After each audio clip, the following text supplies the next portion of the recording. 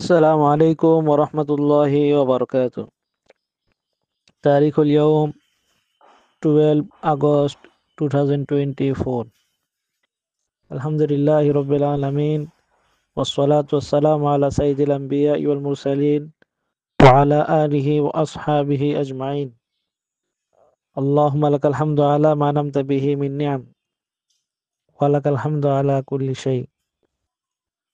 وقال رسول الله صلى الله عليه وسلم: من بنى لله مسجدا ولو كما فسقطت أو أصغر بنى الله له بيتا في الجنة. المشروع وهو بناء مسجد وجامع، خولة ومركز تحفيظ القرآن الكريم وتدريس علوم الدين. وقد تم التنسيق مع الأخ الزياني من مملكة البحرين، فجزاه الله خير الجزاء. والسلام عليكم ورحمة الله وبركاته.